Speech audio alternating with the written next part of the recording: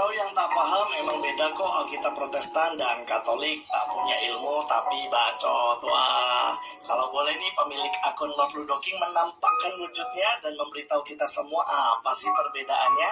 Sebenarnya teman-teman bukan berbeda. Ya, Alkitabnya sama. Perjanjian Lama dan Perjanjian Baru penerbitnya Lembaga Alkitab Indonesia. Karena Perjanjian Lama dan Perjanjian Baru itu adalah kanonisasi Alkitab. Hanya bagi rekan-rekan Katolik ada satu bagian tambahan yang disebut Deuterokanonika atau Deuterokanonika yang disebut kanon kedua. Tetapi kanon kedua atau Deuterokanonika ini tidak diakui keabsahannya oleh kelompok gereja Protestan, sehingga bukan berbeda, tetapi ada tambahan bagi rekan-rekan gereja Katolik. Perjanjian Lama, Perjanjian Baru sama. So, belajar sebelum berkomentar. God bless you. Oke. Bapak mohon penjelasan kalau Baik. Protestan dan Oke. Video yang kedua nanti saya muat, Bapak Ibu. Tapi saya batasi dulu yang pertama ini. Oke. Argumentasinya saya tunjukkan kecacatan dalam argumentasi. Saya kurang tahu dia PS atau apa itu. Saya kurang tahu penyebutan mereka ini sekarang ini sudah berubah, bukan pendeta lagi tapi PS atau pester. Saya kurang tahu. Seharusnya sih konsisten aja gitu supaya kita ini tidak membingungkan aja gitu ya. Konsisten saja, kalau mau pendeta-pendeta, mau pastor-pastor, pester atau apalah, saya kurang tahu. Sekalian aja pakai biku sekalian ya. Kan pendeta kan dari Hindu. Oke. Bapak Ibu, dalam argumentasi yang disampaikan tadi ada suatu usaha dan upaya untuk memutarbalikan fakta. Yang pertama, dia katakan bahwa kanon kitab suci itu perjanjian lama dan baru tanpa deuterokanonika. Tanpa ya. Tadi di argumentasinya dia mengatakan, oh perjanjian lama dan perjanjian baru itu adalah kanon kitab suci. Saya kurang tahu apakah dia ngerti kanon atau tidak. Seolah-olah di kanon kitab suci perjanjian lama itu tidak ada deuterokanonika, sehingga dia memakai kata kanon kedua. Istilah kanon kedua itu kan istilahnya Protestan. Ya. Mungkin Katolik juga ada yang mengikuti seperti itu, tapi kalau berbicara soal perjanjian lama dan perjanjian baru, tahun 250 sebelum Masehi itu sudah ada dalam perjanjian lama itu deuterokanonika itu. Ya. Dan kalau kita telusuri sejarah, yang menghilangkan itu kan Martin Luther, bukan siapa-siapa. Nggak ada Bapak Gereja yang menghilangkan. Nggak ada Bapak Gereja yang menghilangkan deuterokanonika dalam Alkitab kok. Coba Anda pelajari sejarah sampai abad kedua, abad ketiga, abad keempat. Nggak ada yang menghilangkan.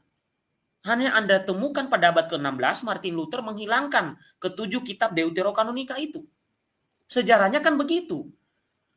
Lalu tadi argumentasi pertama itu seolah-olah sejak awal itu tidak ada deuterokanonika. Bahkan ada kata tadi ditambah, ada penambahan dari gereja Katolik. Inilah distorsi sejarah yang mereka terus sebarkan sampai sampai Yesus datang kali. Mereka distorsi sejarah dengan kata-kata menambah. Padahal kalau mereka telusuri Septuaginta, ada deuterokanonika dalam Septuaginta. Kenapa nggak merujuk ke Septuaginta? Kenapa merujuk ke ajaran Martin Luther?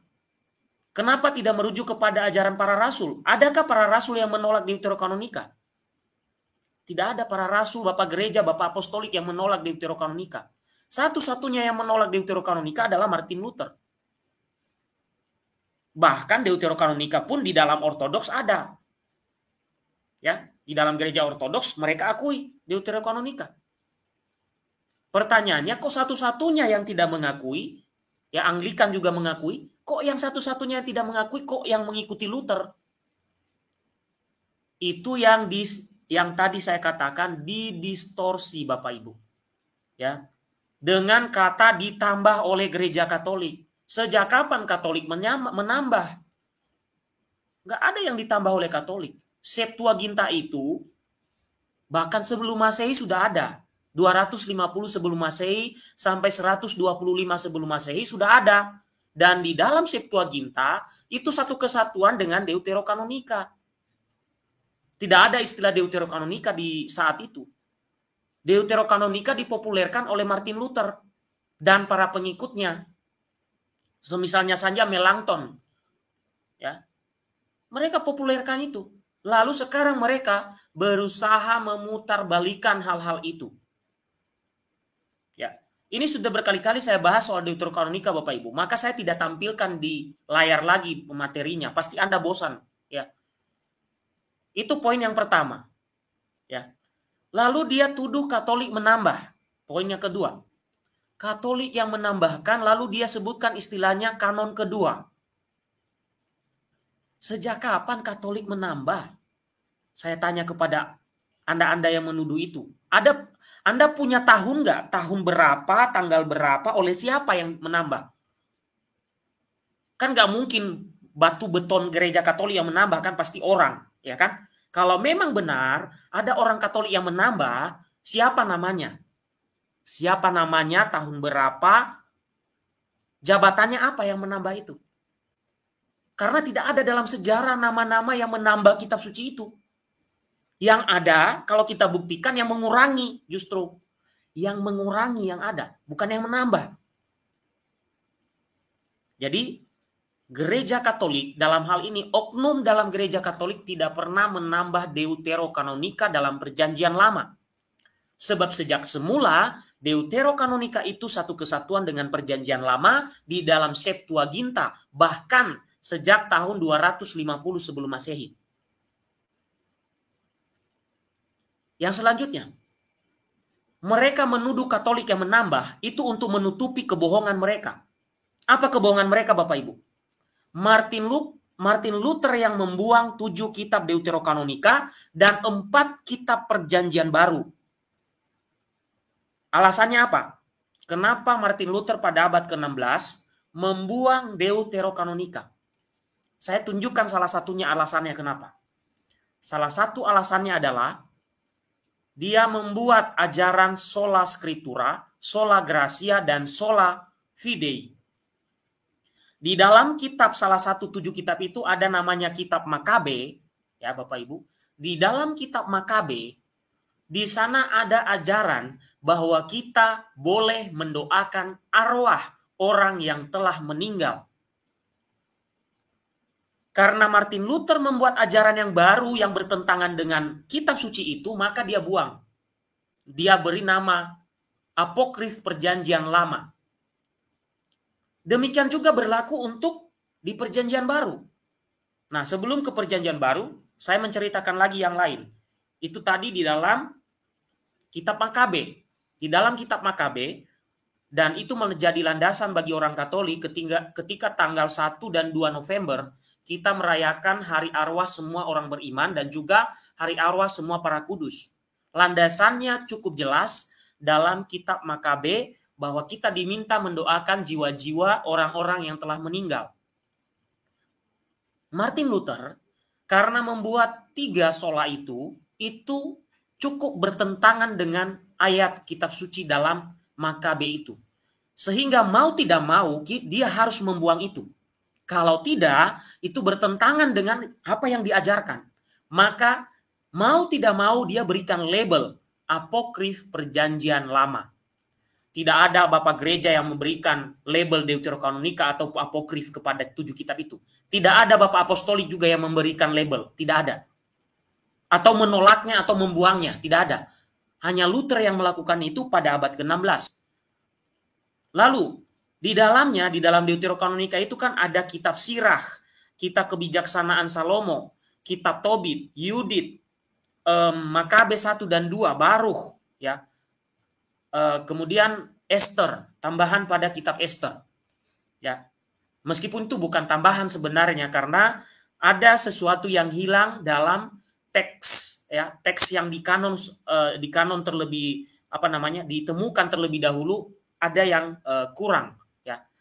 Nah, Bapak Ibu, dari 7 kitab Deuterokanonika itu, salah satunya tadi Makabe, itu ditolak oleh Luther, dan beberapa yang lainnya, ya, itu ditolak oleh Luther karena ajarannya bertentangan.